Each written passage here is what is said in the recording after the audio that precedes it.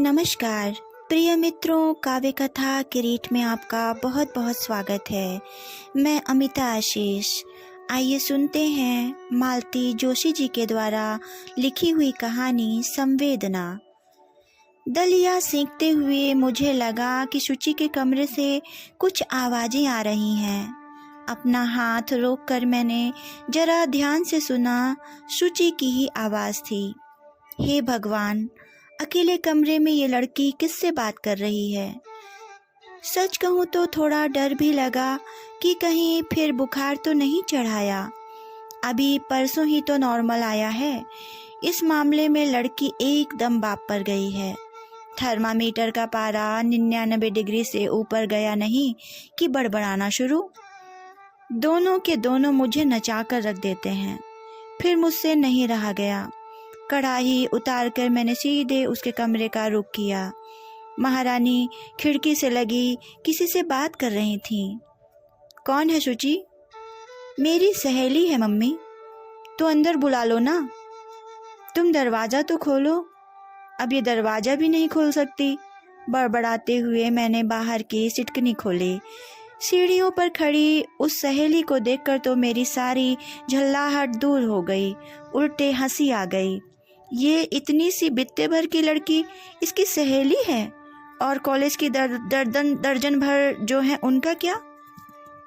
नमस्ते आंटी, उसने अपनी झिलमिल मुस्कान बिखेरते हुए कहा तो मुझे होश आया।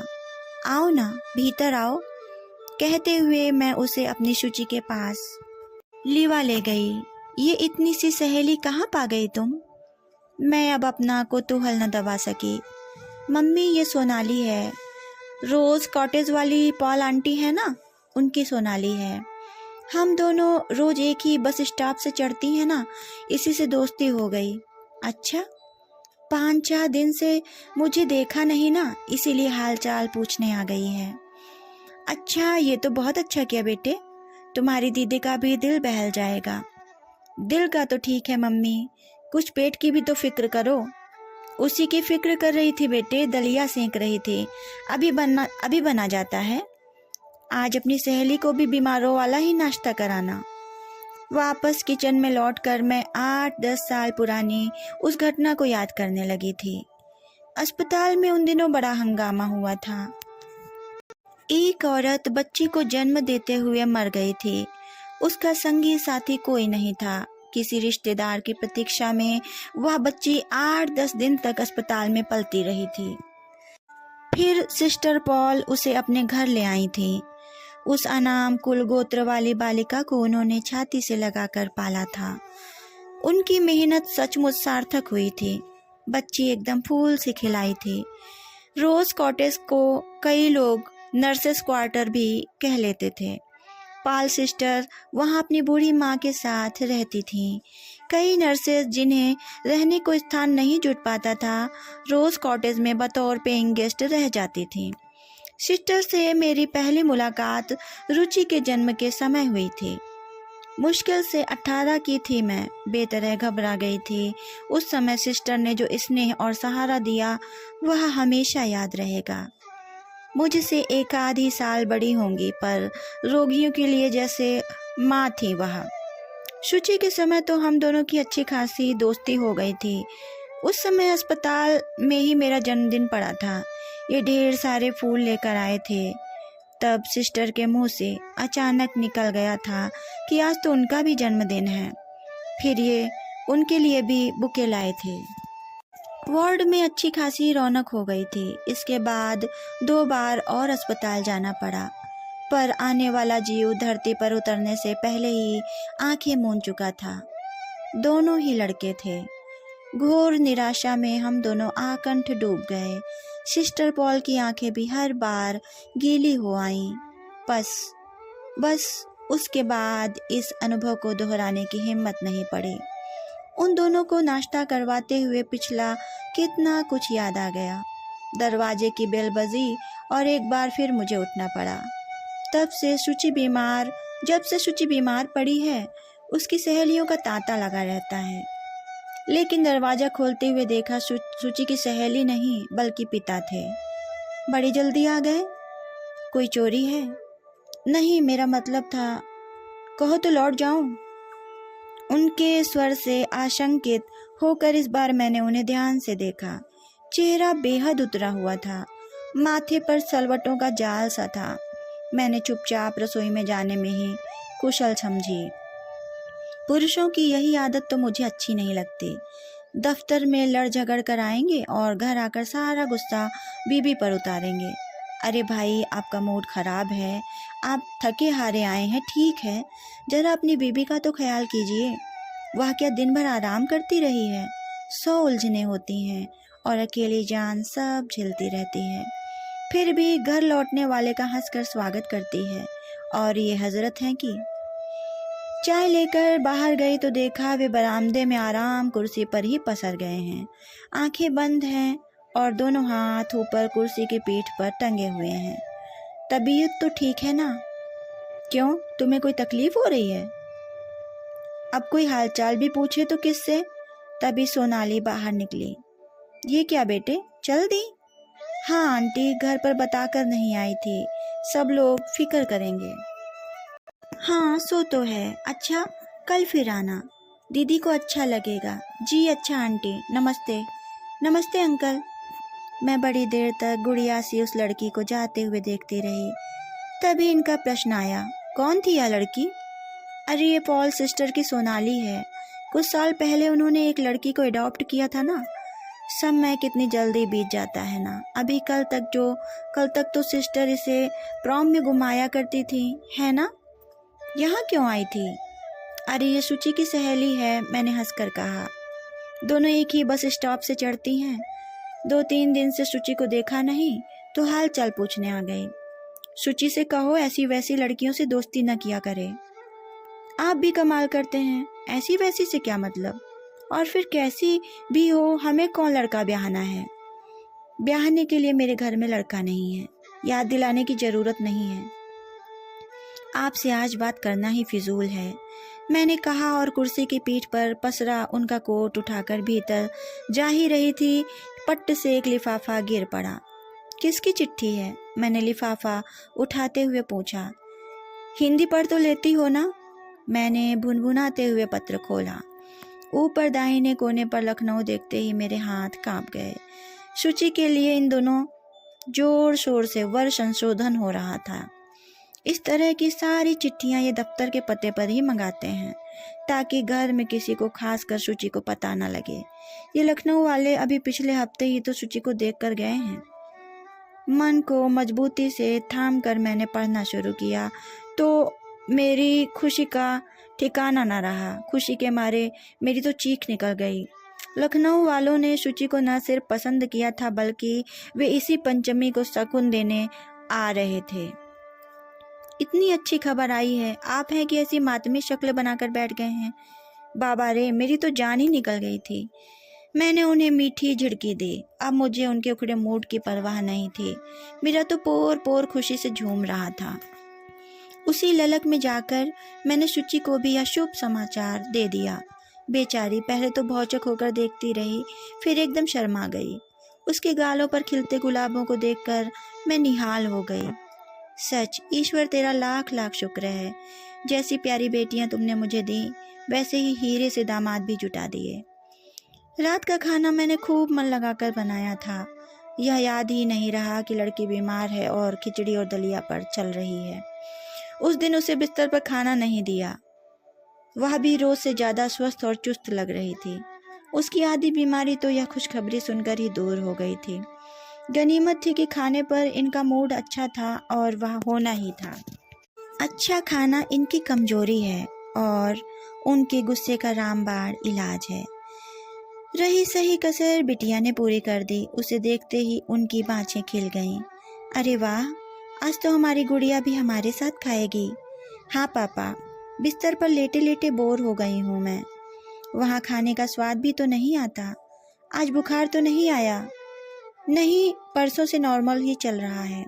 बस अब जल्दी से ठीक हो जाना है, समझी?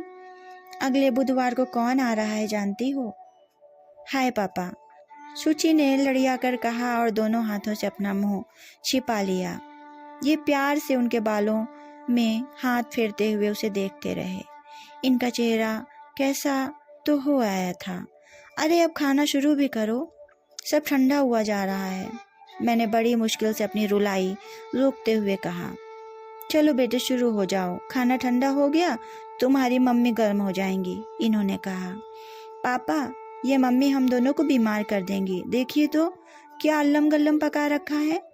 आप जरा हाथ रोक कर खाएंगे? अरे खा लेने दो बेटे, कुछ दिनों की तो बात है। तुम्हारे जाने के बाद तो खिचड़ी पर ही गुजारा करना है। ये तो सब कुछ जो बनता है ना, तुम लोगों के बहाने बन जाता है। हाँ हाँ कहते जाइए। आपके लिए तो जैसे कभी कुछ बनाया ही नहीं, सारी जिंदगी चूल्हे में झोंक दी और ये सुनने को मिल रहा है। मैं मुंह फुलाकर बैठ गई। ओह मम्मी, डोंट स्पॉइल इट, सुचि ने बीच बचाव करते हुए कहा। ये जैसे अब उसका हमेशा का काम हो गया है। सोचती हूँ कल को वह चली जाएगी तो क्या हम लड़ते ही रहेंगे या कि लड़ना भी भूल जाएंगे।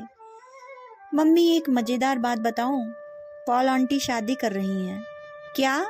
हम दोनों के मुंह से एक साथ निकला। मेरा सारा गुस्सा काफूर हो चुका था और अब मैं उत्सुक होकर बैठ गई थी। इस उम्र में शादी? जानती है मुझसे भी 1 साल बड़ी है पॉल सिस्टर। अरे यही तो उम्र है जब आदमी को सच्ची कंपेनशिप की जरूरत होती है। आप चुप रहिए। हाँ तो किससे कर रही हैं? वो लास्ट ईयर रोडवेज का एक भयानक एक्सीडेंट हुआ था ना, उसमें दिल्ली के एक व्यापारी भी थे। अपनी टांग तुड़वाकर 3 महीने अस्पताल में पड़े रहे। बस वो आंटी की सेवा पर रीझ गए और उन्होंने आंटी के सामने शादी का प्रस्ताव रख दिया। शादीशुदा हैं? हाँ, पहली बीवी नहीं है, 3 लड़के हैं। बड़ा तो कॉलेज में पढ़ता है, बच्चे राजी हैं। क्या पता इसी महीने की 29 तारीख को दिल्ली में शादी हो रही है। कैसी मज़ेदार बात है ना मम्मी, जिस उम्र में आप सारी जिम्मेदारियों से फारिग हो रही हैं, पाल आंटी नई जिंदगी शुरुआत कर रही हैं। अब इसमें बुरा लगने जैसी कोई बात भी नहीं थी, पर पता नहीं मुझे क्यों ताव आ गया। अब बातें बंद भी करो, जल्दी जल्दी खाकर मुझे छुट्टी दो, बेहद थक गई हूँ। ये एकदम तुम्हें क्या हो जाता है? ये झल्लाए। समझदार बच्ची की तरह सुचि चुपचाप वहां से खिसक ली थी। आप खा चुके हैं ना, तो बैठे क्यों हैं? सोचता हूँ तुम्हारा हाथ बटा दूं। वाह क्या कहने, रोज कितना हाथ बटाते हैं। सुनो तो, मौका ही कहाँ मिला। तुम्हारी लड़कियां जो अगल बगल घेरे रहती थीं, लेकिन अब तो आदत बनानी पड़ेगी। आपको भी ना जाने क्या जल्दी पड़ी थी। मुझे जल्दी पड़ी थी? क्या कमाल करते हो। तुम्ही ने नाक में दम कर दिया था कि देखना तो शुरू करो। मैंने तो कहा था कि उसे एमए तो कर लेने दो, पर तुम्हारी ही जिद थी कि देखते देखते 1-2 साल लग ही जाएंगे। अब ये मेरा कसूर थोड़े ही है कि इतनी जल्दी बात पक्की हो गई। देखो जी, उन लोगों से साफ कह दीजिए कि शादी हम अभी नहीं करेंगे। सगाई के लिए तो हमें कोई मोहलत नहीं दी, एकदम जैसे सिर पर चढ़े आ रहे हैं। शादी की तारीख हम अपनी मर्जी से तय करेंगे। देखो मैडम, अब तो तीर हाथ से निकल चुका है। अब तो उन लोगों की मर्जी से ही सब काम होगा, और उसमें फ़र्क भी क्या पड़ता है। देर सबेर हमें तो बेटी ब्याहनी ही है। अरे अरे, तुम तो रोने बैठ गई। मैं यह नहीं सह पाऊंगी जी, ये खाली घर मुझे खा जाएगा, मैंने सुबकते हुए कहा। शाम को तुम मुझ पर बिगड़ रही थी ना, मेरी पीठ पर हाथ फेरते हुए ये गंभीर स्वर में बोले। उस समय मेरी भी यही दशा हो रही थी। यह पत्र हाथ में आते ही खुशी तो हुई नहीं, उल्टे भविष्य आंखों के सामने तैर गया। मैं पुरुष हूं ना, तुम्हारी तरह रो तो नहीं सकता। मैंने उनकी आंखों में झांका तो मेरे आंसुओं का प्रतिबिंब वहां भी झिलमिल कर रहा था। उसके बाद तो फिर रोने बिसूरने का भी समय नहीं मिला। कुल जमा 8 दिन तो बचे थे और करने को कितने काम थे। दर्जी, सुनार, हलवाई और बनिए के चक्कर लगाते लगाते मेरा तो दम फूल गया था। मेरी सहेलियों ने कहा भी, बहन जी ये सगाई है, आप तो शादी का सा हंगामा किए हैं। सचमुच शादी का सा हंगामा हो गया था। कार्ड छपे थे, शामियाना तना, ऑर्केस्ट्रा बजा था, 150 लोगों का डिनर भी हुआ था। सुचि के ससुराल वालों की तो आंखें चौंधिया गई थीं। यह उन लोगों का ही इसरार था कि आजकल रिंग सेरेमनी का रिवाज है, दोनों ओर की रस्में एक साथ ही कर लेंगे, पर इतने बड़े आयोजन की कल्पना तो उन्होंने भी नहीं की थी। समधी जी तो बोले कि हमने तो सोचा था कि इंटीमेट फंक्शन होगा, 4 लोग हमारे होंगे, 4 आपके। अब उन्हें क्या बताती कि सूची की सगाई और सूची की शादी, मेरे यहाँ अब ये 2 काम ही तो रह गए हैं। अपने अरमान निकालने का और मौका ही क्या है। सगाई के दूसरे दिन लेकिन इतनी थकान हो आई जैसे 2-4 बेटियां एक साथ ब्याह दी हों। शुचि को सुबह से उसकी नंदे लेवा ले गई थीं। इन्हें किसी तरह दाल भात खिलाकर मैं जो लेट गई तो दिन भर फिर उठा ही नहीं गया। नींद तो खैर क्या ही आती, पर उल्टे सीधे विचार जरूर आते रहे। सबसे ज्यादा गुस्सा तो मुझे रुचि पर आ रहा था। इकलौती बहन की सगाई में भी नहीं आई। कहलवा दिया कि देवरानी का प्रसव समीप है और सास जी की तबीयत ठीक नहीं। यह तो अच्छा हुआ कि 4 घंटे के लिए ही सही देवेंद्र आ गए थे, नहीं तो लड़के वालों के सामने हमारी क्या इज्जत रह जाती। अरे कहाँ हो भाई? ये मुझे ढूंढते हुए कमरे में आ गए थे। ये देखो क्या है? क्या है? कल के फोटो हैं। अरे इतनी जल्दी आ गए, कमाल है।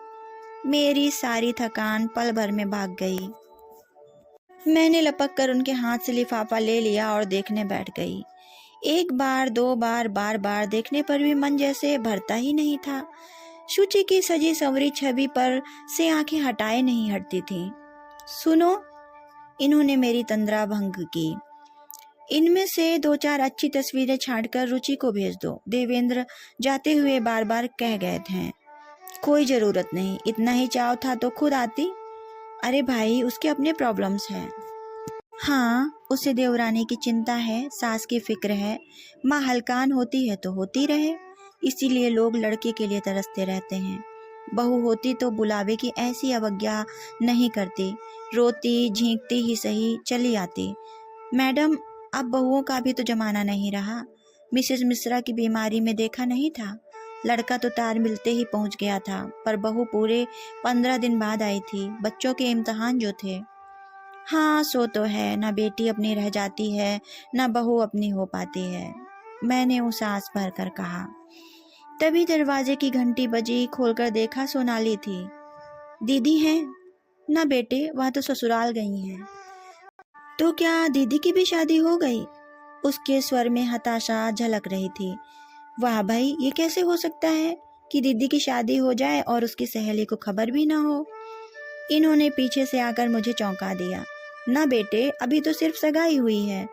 वैसे तुम्हें तो सगाई पर भी बुलाना चाहिए था। आने दो दीदी को, उसकी अच्छी कान खिंचाई करूंगा।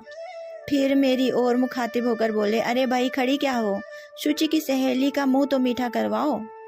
नहीं अंकल, मैं फिर आ जाऊंगी, उसने संकोच में भरकर कहा। अरे वाह, ऐसा कैसे हो सकता है? और इन्होंने उसे हाथ पकड़कर बिठा ही लिया। मैं मिठाई लेने भीतर चली गई। जब लौटी तो देखा दोनों किसी जोक पर हो करके हंस रहे थे। उस नाजुक सी लड़की ने हमारा अपमान नहीं किया। हम लोगों का मन रखने के लिए भरी हुई प्लेट से बर्फी का एक टुकड़ा उठा लिया और फिर नमस्ते करके चली गई। वे बड़ी देर तक उस बाल मूर्ति को जाते हुए देखते रहे और फिर बोले, बेचारी घर पर बोर हो रही है, सिस्टर शॉपिंग के लिए दिल्ली गई हुई हैं। आज तो बड़ी घुट घुट कर बातें हो रही थी। और उस दिन क्या क्या कह रहे थे याद है? मैंने छेड़ा। सच बताऊं, आज उसे देखा तो एकदम रुचि की याद हो आई। बचपन में वह बिल्कुल ऐसी ही लगती थी, खाक लगती थी। अपने बच्चों को ध्यान से देखा भी है कभी? कितनी गदबदी और गोरी चिट्टी थी रुचि, एकदम अंग्रेज लगती थी। क्या पता, मुझे तो हर छोटी लड़की में अपनी बिटिया ही नजर आती है। ये बाल बच्चेदार रुचि तो मुझसे पहचानी ही नहीं जाती। क्या कल को शुचि ऐसी ही हो जाएगी?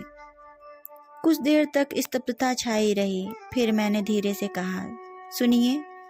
बोलो। रुचि को एक पत्र लिख दीजिए, तुम्हारा गुस्सा दूर हो गया। मजाक छोड़िए, रुचि को लिखिए कि दोनों बच्चों में से एक को हमारे पास छोड़ दे। क्यों? क्यों का मतलब? कल को शुचि चली जाएगी तो दिन भर मैं क्या दीवालों में सिर फोड़ूंगी? मन बहलाने के लिए कुछ तो चाहिए कि नहीं? इसीलिए वो तुम्हें अपना बच्चा दे दे। वह बच्चा हमारा भी तो कुछ लगता है, आखिर हमारा भी कुछ हक है ना। क्या हक है? जब लड़की पर ही हमारा हक नहीं रहा तो बच्चों पर क्या होगा? ऐसी बेवकूफ़ी की बातें मेरे सामने मत किया करो, कह देता हूँ। मैं तो हैरान थी, इसमें इतना गर्म होने की क्या ज़रूरत थी? आजकल तो इनको समझना मुश्किल हो गया है। घड़ी में तोला, घड़ी में माशा बने रहते हैं। या शायद हम दोनों का ही यही हाल हो गया है। वह पूरा दिन इतना खराब बीता। शुचि सुबह से ही चली गई थी। उसके ससुर की कोई बहन शहर में थी, उनके यहाँ खाना था। बाद में सामने वाले शर्मा जी के यहाँ फ़ोन पर कहलवाया कि सिनेमा का प्रोग्राम है, देर तक लौटेंगे। मैंने सोचा 12 से 3 वाला शो तो क्या ही मिल पाएगा, हाँ 3 से 6 वाला देखकर लौटेंगे। पर 8 बजे तक भी उन लोगों का आता पता नहीं था। इतनी देर तक कभी लड़कियां घर से गायब रहती तो ये मेरा कोर्ट मार्शल कर देते, पर इस समय इत्मीनान से बैठे टीवी देख रहे थे। एक आध बार मैंने कहा भी कि शर्मा जी के यहाँ से फ़ोन कर लो, पर जवाब में उन्होंने मुझे इस तरह घूर कर देखा कि मेरी सिट्टी पिट्टी गुम हो गई। रात के खाने में मैंने सिर्फ खिचड़ी बनाई थी। 9 बजे तक शुचि की प्रतीक्षा करने के बाद ही मैंने रसोई में पाँव दिया था और जल्दी में जो बन सका बना लिया था। पर ये टेबल पर आते ही बोले, सुबह दाल भात, रात को खिचड़ी, वाह अच्छा कॉम्बिनेशन है। बिटिया के जाने के बाद शायद इसी पर गुजारा करना पड़ेगा। अच्छा है, अभी से थोड़ी थोड़ी आदत हो जाएगी तो बाद में परेशानी नहीं होगी। मुझे तो एकदम रोना आ गया।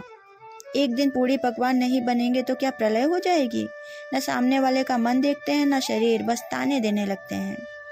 वे पहले तो भौचक से मुझे देखते रहे, फिर चुपचाप थाली में चम्मच चलाते रहे। इसके बाद हम दोनों में कोई बातचीत नहीं हुई। वे चुपचाप पहली बार का परोसा हुआ खाकर उठ गए। मुझे बाद में अपने ऊपर बड़ी ग्लानि हो आई। यह मुझे एकदम क्या हो जाता है। लगता है शुचि की शादी की सारी खुशी सगाई के बाद ही ठंडी पड़ गई। सूना घर जैसे काटने को दौड़ रहा था। घर में हम दो प्राणी थे, पर दोनों ही अपने में कैद हो गए थे। ये तो खाने के बाद सीधे बिस्तर पर चले गए थे। मैं थोड़ी देर को टीवी के सामने बैठी रही, पर मज़ा नहीं आया। स्वेटर बुनने की कोशिश की, पर 3 बार खोलना पड़ा। हर बार पैटर्न में कुछ भूल हो जाती थी। हार कर सलाइयाँ रख दी। मैगजीन उठाई, पर एक भी पंक्ति दिमाग में नहीं आ रही थी। आखिरकार बरामदे में आराम कुर्सी पर पसर गई। शुचि पर रह रह कर गुस्सा आ रहा था। क्या वह अपनी मम्मी का स्वभाव जानती नहीं? क्या उन लोगों से कह नहीं सकती? और वे लोग भी कैसे हैं? बस कल सगाई हुई है और आज से लड़की उनकी हो गई। शादी के बाद तो शायद शक्ल भी न देखने दें। कोई 10:30 बजे दरवाजे पर गाड़ी रुकी। शुचि के जेठ जिठानी खुद उसे छोड़ने आए थे। देरी के लिए बार बार माफ़ी मांग रहे थे। बताया कि सिनेमा के बाद वे लोग शॉपिंग के लिए चले गए थे। शुचि ने चंदेरी की बूटेदार साड़ी पहन रखी थी। शायद यह प्रवीण का पहला उपहार था, क्योंकि उसे दिखाते हुए शुचि की आंखों में एक अनोखी चमक आ गई थी। वे लोग कॉफ़ी पीकर चले गए और मैं सीधे बिस्तर पर आ गई। मुझे मालूम था शुचि के पास आज कहने के लिए ढेर सी बातें हैं, पर अब मुझ में ही धैर्य चुक गया था। रात 2 बजे तक बिस्तर पर यूं ही करवटें बदलती रहीं। तब याद आया कि नींद आए तो कैसे। रात भूखी ही सो गई थी। शुचि पर इतना गुस्सा आ रहा था, एक बार भी नहीं पूछा कि मम्मी आपने खा लिया। बस अपने में ही मस्त थी। तब भान हुआ कि आने के बाद मैंने भी तो उससे नहीं पूछा। ससुराल वालों के साथ पहला परिचय था, वहाँ तो संकोच के मारे भूखी ही उठ आई होगी। वैसे भी तो 100 नखरे हैं उसके, और शाम के खाने की तो कोई बात ही नहीं हुई थी। फिर मुझसे लेटा नहीं गया। दबे पांव उसके कमरे में जाकर देखा। रोशनी थी तो जरूर अब तक जाग रही है। खाली पेट नींद आए भी तो कैसे। पास जाकर देखा, गहरी नींद में थी। हाथों में अंग्रेजी का कोई उपन्यास हाथ खुला पड़ा था। बेड लैम्प की रोशनी सीधे उसके चेहरे पर पड़ रही थी और नींद में उसका चेहरा बड़ा प्यारा, बड़ा मासूम सा लग रहा था। तभी वह सोते में मुस्कुराई और उसका चेहरा एक शर्मीली आभा से भर उठा। जरूर उसे शाम की कोई मधुर स्मृति गुदगुदा गई होगी। उसके हाथों से किताब लेकर मैंने तिपाई पर रख दी और स्विच ऑफ किया। फिर धीरे से मच्छरदानी ठीक की। ये रोज ही का काम था, मच्छरदानी ठीक करना और सिरहाने की खिड़की बंद करना, ये दोनों काम मेरे ही जिम्मे थे। नाइट लैंप की रोशनी में देखा कोई चीज कुर्सी से झूल रही थी। बत्ती जलाकर देखा नई साड़ी थी, महारानी ने बस ऐसे ही उतार कर फेंक दी थी। इतना ताव आया, क्या बेशऊर लड़की है, कम से कम ससुराल की साड़ियों की तो कद्र करनी चाहिए कि नहीं। साड़ी तहाकर मैंने अलमारी जो खोली तो वहां गदर मचा हुआ था। 8-10 दिन से मुझे इधर झांकने की भी फुर्सत नहीं मिली थी और इन्होंने तो कभी अपने कपड़े समेटना सीखा ही नहीं। अब ससुराल में क्या मम्मी साथ जाएंगी। कपड़े नीचे उतार कर मैं पालथी मारकर बैठ गई। ड्राई क्लीनिंग की, प्रेस की, धुलने की साड़ियों का, सूट्स का अलग ढेर लगाकर बाकी कपड़े करीने से जमा किए। कार्डिगन और स्वेटर्स तो ऐसे गुड़ी मुड़ी हुए पड़े थे कि साफ और मैले समझ में ही नहीं आ रहे थे। मैंने एक सिरे से सभी को धोने के लिए निकाल लिया। एक कुर्ते में पेन का ढक्कन अटका हुआ था, उसका निचला हिस्सा ढूंढने के लिए पूरी अलमारी खंगालनी पड़ी। पेन टेबल पर रखने गई तो वहां का नज़ारा देखकर रोना आ गया।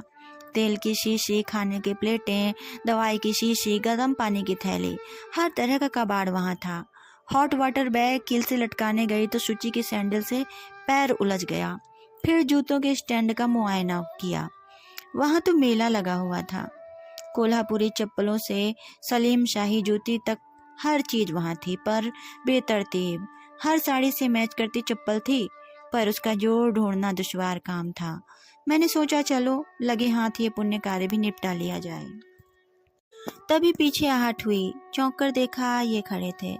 ये देखिए ना कैसा फला रखा है। पर मुझे उन्होंने बोलने का मौका ही नहीं दिया। कमरे की बत्ती बुझाकर करीब करीब खींच कर ही मुझे कमरे तक ले गए और मेरे सामने घड़ी रख दी। उस समय सुबह के 4 बज रहे थे। तब से जैसे मुझ पर एक पागलपन सा सवार हो गया था। जब समय मिलता मैं शुचि का कमरा ठीक करने लगती, उसके धुले हुए कपड़े धो डालती, उसकी करीने से लगी किताबें बिखेर कर ठीक से जमा कर देती, तहाई हुई साड़ियाँ खोलकर प्रेस करने लगती, पुराने स्वेटर खोलकर बैठ जाती। नए तो एक साथ 2-3 शुरू कर रखे थे। उसकी सहेलियां आती तो खूब बुनबुनाती कि घर को धर्मशाला बना दिया है। वे चले जाती तो खूब रोती कि कल को शुचि चली जाएगी तो कौन यहाँ झांकने भी नहीं आएगा। शुचि की भी तो दर्जन भर सहेलियां हैं। 2-1 तो अब भी शहर में हैं, पर कभी इधर का रुख नहीं करती। प्रवीण का पत्र हर दूसरे तीसरे दिन आने लगा था। यहाँ से भी उत्तर जाता ही था। मुझसे वह भी सहन नहीं होता था। हर बार झल्ला पड़ती। अपने दूल्हे के लिए तो दिन में 2 बार पत्र लिखोगी, पर मम्मी को लिखते जान निकलती है। रुचि को देखती नहीं हूँ क्या? 3-3 महीने हो जाते हैं, पर एक पोस्ट कार्ड नहीं लिखा जाता। इतना पढ़ाया लिखाया सब मिट्टी हो गया। मेरी बमबारी से सूची इतनी आतंकित हो जाती कि कई बार तो पत्र की बात छिपा ही जाती। उसकी तो पापा के साथ गहरी छनती थी। ये बधाई देने वाले और तंग किए हुए थे। जो मिलता यही कहता, वाह साहब, इसे कहते हैं प्लानिंग। रिटायरमेंट से पहले सारी जिम्मेदारियों से फारिग हो लिए, अब फुर्सत ही फुर्सत है। कोई उनसे पूछे तो कि इस फुर्सत का क्या करें। औरतें कहती हैं, वाह बहन जी, अब तो सब झंझटों से मुक्ति पा गई, अब आराम से बैठकर भजन कीजिए। मैं मुस्कुरा कर रह जाती, पर मेरा मन चीख उठता। 46 वर्ष की आयु में मेरी गृहस्थी समाप्त हो गई। यह क्या बधाई की बात है? यह उम्र क्या भजन पूजन करने की है? मुझे तो कभी उसमें रस आया ही नहीं। मेरा काशी काबा तो मेरा घर ही है। व्रत उपवास जो किए हैं इन बच्चों के लिए, भगवान के जब भी हाथ जोड़े हैं बच्चों की कुशल मंगल ही मांगी है। इस घर के आगे तो मेरी कोई दुनिया ही नहीं है। मैंने इस झंझटों से मुक्ति कब चाही थी। शुचि की शादी की तारीख तय हो गई थी। जिस उत्साह से मैंने सगाई की तैयारियां की थी, उसका आधा भी मुझ में शेष न था। मुझे लगता हर आने वाला दिन बिटिया को मुझसे दूर ले जा रहा है। मेरा बस चलता तो मैं समय को पकड़कर बैठ जाती। उस दिन भी मैं अपने में खोई बैठी थी कि पोस्टमैन की आवाज़ पर चौंक उठी। दौड़कर बाहर जाने को थी कि फिर थक हार कर बैठ गई। डाक से अब मुझे कोई दिलचस्पी नहीं रह गई थी। वही प्रवीण की चिट्ठी होगी, उसे ही इतनी फुर्सत है, बाकी लोग तो खोज खबर लेना जैसे भूल गए हैं। सुनो, इनकी आवाज़ आई। आवाज़ से ही जान गई कि मामला गड़बड़ है। फिर भी जाकर पूछ लिया, क्या बात है? तुमने रुचि को पत्र लिखा था? मेरा तो खून जम गया, लगा जैसे मेरी चोरी पकड़ी गई हो। सुचि पर इतना गुस्सा आया। मेरे पत्र का उत्तर मुझे ही देना था ना, पापा को बीच में घसीटने की क्या जरूरत थी? देवी जी ने लिखा था पापा, आप प्लीज मम्मी को समझा दीजिए, मैं बहुत मजबूर हूँ। आशीष तो दादी की आंखों का तारा है, उसे भी एक पल भी आंखों से ओझल नहीं होने देती, और मनीष के पापा उसके बिना नहीं रह सकते। आप ही बताइए मैं क्या करूँ? हो गई तसल्ली? इन्होंने अपनी खीज उतारते हुए कहा। इसीलिए मना किया था, जब लड़की ही अपनी नहीं रही तो उसके बच्चों पर क्या जोर है? और यहाँ कौन सा कारों का खजाना गड़ा पड़ा है जिसके लालच में कोई तुम्हें अपना लड़का गोद दे देगा? एक दूसरे से आंखें चुराते हुए हम दोनों पता नहीं कितनी देर आमने सामने बैठे रहे। अपमान का दंश इतना गहरा, इतना ताजा था कि मुंह से बोल नहीं फूट रहा था। तभी फाटक खड़का और मैंने राहत की सांस ली। इस समय किसी तीसरे की सचमुच बहुत आवश्यकता थी। सिस्टर पाल अपनी माँ के साथ दरवाजे पर खड़ी थीं। आइए आइए, हम दोनों स्वागत में जैसे बिछ से गए, और उस मना स्थिति में भी मैंने लक्ष्य किया कि मिस सिस्टर पाल इन दिनों बहुत सुंदर लग रही हैं। एक सुव्यवस्थित जीवन की कल्पना भी मनुष्य को कितना निखार देती है। रोजी का शादी का कार्ड देने आया था। मिस्टर पाल ने खूबसूरत कार्ड हमें थमाते हुए कहा, बधाई हो। वैसे यह खुशखबरी तो हमें मिल गई थी, पर इस बीच हम लोग इतने व्यस्त हो रहे कि बधाई देने नहीं आ सके। आपका बेबी का भी शादी पक्का हो गया ना? हमें सोनाली ने बताया था। कंग्रेचुलेशंस। फिर कुछ देर तक भावी वर के विषय में, उसके घर परिवार के विषय में बातें होती रहीं। सिस्टर ने बताया कि उनका बहुत बड़ा बिजनेस है, परिवार काफ़ी संपन्न है, 3 बच्चे हैं, तीनों हॉस्टल में हैं। घर में एक विधवा मौसी है जो देख रेख करती हैं, पर अब वे भी थक चली हैं। घर में अब गृहिणी का होना बहुत ज़रूरी हो गया है। तो अब आप नौकरी छोड़ देंगी? हाँ, अब ज़रूरत भी नहीं है, बहुत सर्विस कर लिया। शी नीड्स रेस्ट नाउ, उसकी माँ ने ममता भरे स्वर में कहा। तो सोनाली आपके साथ जाएगी या यही मम्मी जी के पास रहेगी? मैंने यूं ही पूछ लिया, पर मेरे इस सरल से प्रश्न का अजीब असर हुआ। उन दोनों के चेहरे एकदम लटक गए और वे एक दूसरे की ओर देखने लगी।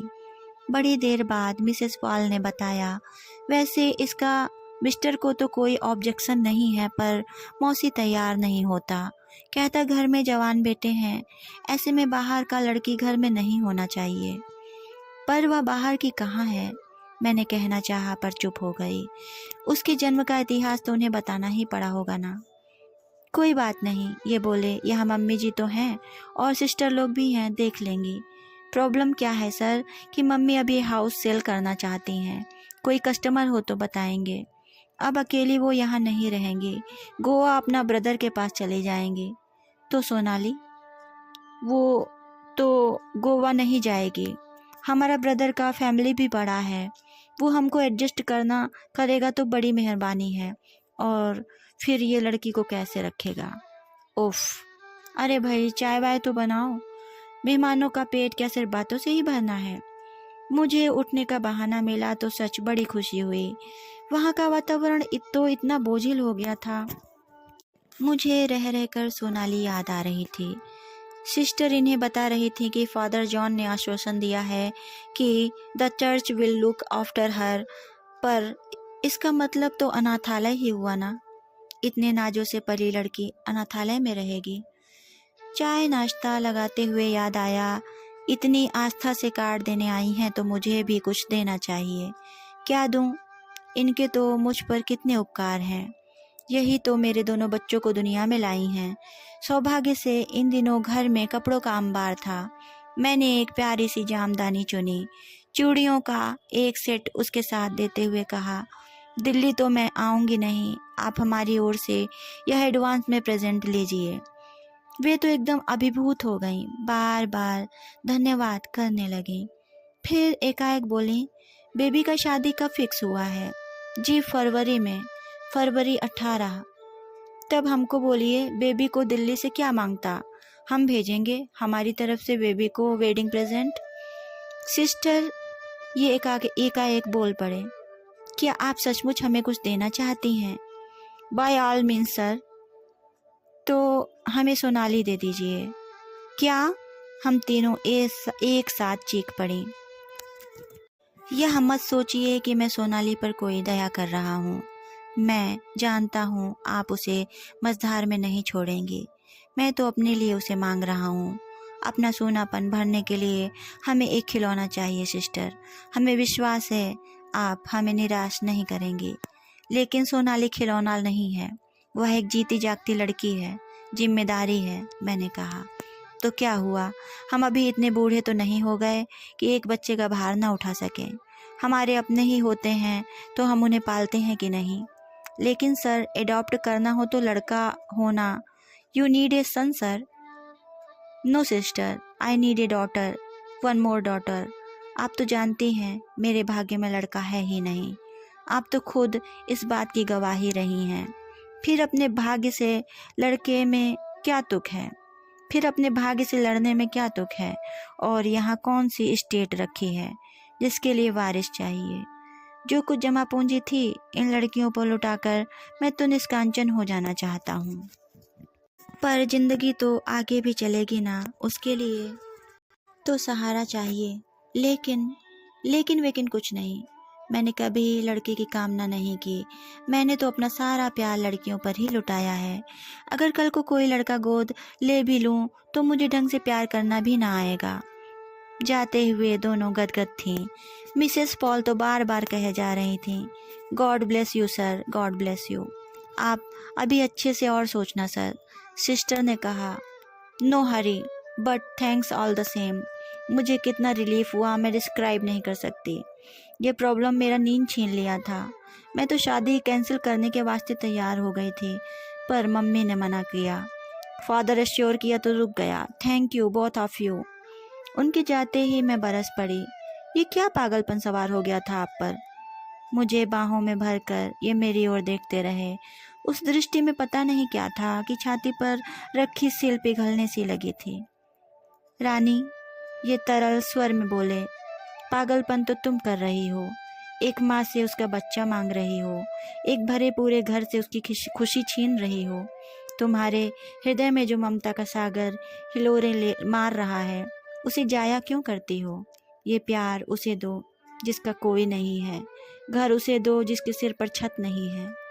उनकी बातों ने मन पर चंदन का सा लेप किया। इतने दिनों से मेरे मन में धधकता ज्वालामुखी एकदम शांत हो गया। कहानी समाप्त।